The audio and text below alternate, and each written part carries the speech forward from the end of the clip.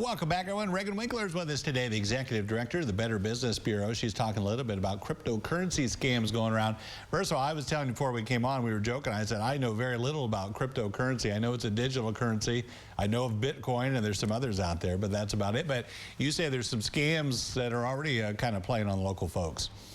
Yeah, so cryptocurrency, like you said, it is a digital currency. It goes by many different names. There's different forms of it, but it is all digital, and there are scammers out there trying to use it as the new form of payment for multiple different kinds of scams. So any scam that I've talked about in the past or that you've heard of, scammers are now trying to, instead of using maybe gift cards or wire transfer, they're asking for cryptocurrency as the form of payment. That's so strange. Are they playing on the fact that, like me and a lot of others, that we simply don't know too much about it? Because it changes. It's basically based on whatever the value people are willing to put on it, I guess.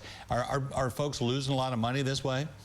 Yeah, since in 2021, the amount of cryptocurrency scams went up by 79%, according to the FTC. So it's a booming form of currency, and because people don't know a lot about it, they are using that to their advantage, and people don't really know how it works. So if you're getting people asking you questions about cryptocurrency, really you have to do your research if you're even in that space, just to understand it directly. And if someone's asking you for cryptocurrency, you should never send it to them. And you should always talk to your financial advisors if you're looking to get into that sort of space. Yeah, is there a form that folks are receiving this? Is it an email, something written? Are they getting it on their phone, or all kinds of things?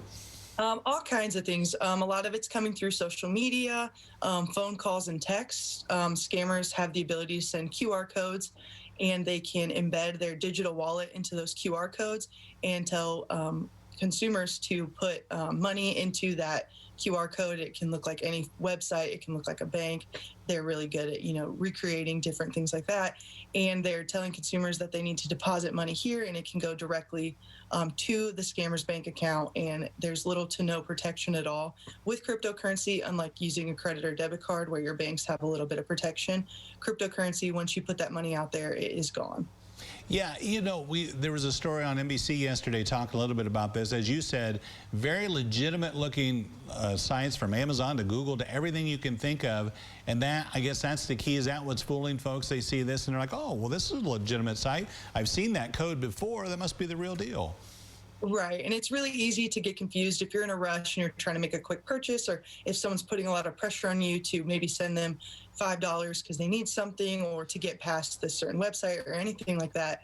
A lot of them are happening during these romance scams where scammers will really get involved with the victim, and they'll talk to them and they'll gain their trust, and they'll try to teach them, in quotations, about cryptocurrency and how they can make a lot of money doing this.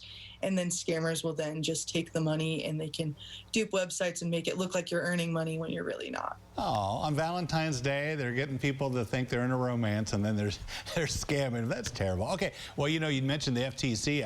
One of the reports I read was FTC keeps up on this pretty good, but some of these things are so quick and evolving so quick. Is that part of the problem, trying to keep up with what they're doing and the technology, and our lack of knowledge on this?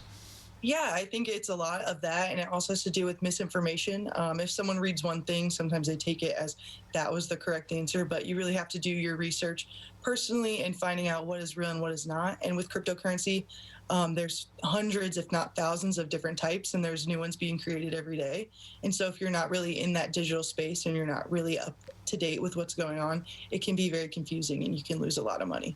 So if we get anything like this, and no matter what it is, social media, in the mail, over our phone, should we get a hold of you guys, even if it's legit, maybe have you guys take a look? Yeah, absolutely. Send us anything our way. We'd be happy to help. We'll look it up for you, do the research for you on the phone right then and there, and we'll help you out. All right. Help is available. Thank you, Reghan. We appreciate it. Yeah. Have a good rest of your day. Happy Valentine's Day. You too. Nice talking with you. We'll be back right after this.